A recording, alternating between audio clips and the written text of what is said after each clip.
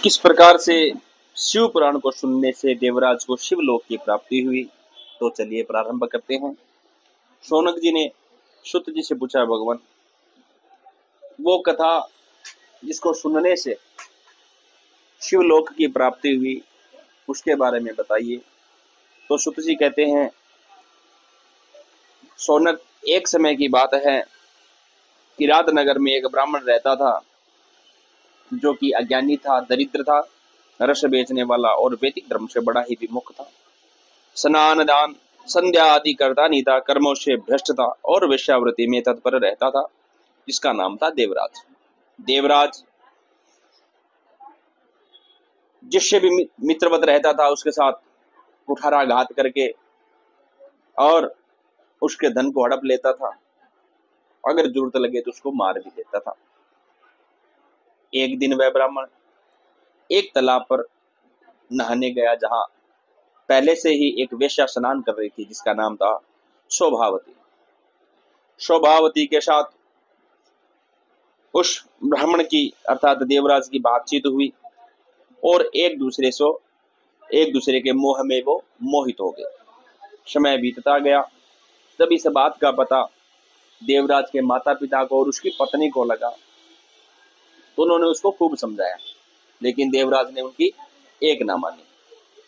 और जब ज्यादा समझाने का उन्होंने प्रयास किया तो रात्रि काल में देवराज ने अपनी पत्नी और माता पिता को मार दिया, सारा धन हड़प लिया और ले जाकर के उस वेश्या को दे दिया।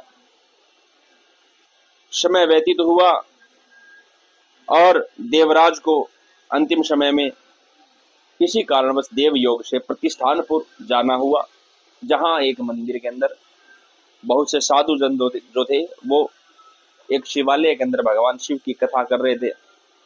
और उस समय वह देवराज ज्वर से पीड़ित था, आराम करने के लिए उस मंदिर में रुका और ज्वर के अंदर ना चाहते हुए भी उसने वो शिव पुराण की कथा सुनी कथा। और अंतिम समय में जब कथा सुनते सुनते उसके प्राण भगवान के पास पहुंचे तो उसको प्राणों को ले जाकर के यमराज के पास प्रस्तुत किया गया। यमराज के पास उसको ले जाया गया और शिव पार्षद गणों को पता चला कि ये शिव भक्त है, तो शिव पार्षद गण जो है वो वहां यमपुरी पहुंचे। यमपुरी पहुंच करके जब वो पहुंचे तो उन्होंने खूब कोलाहल किया।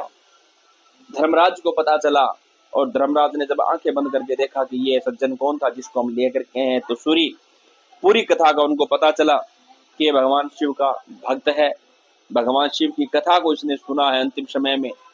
तो धर्मराज ने और यमपुरी के सारे लोगों ने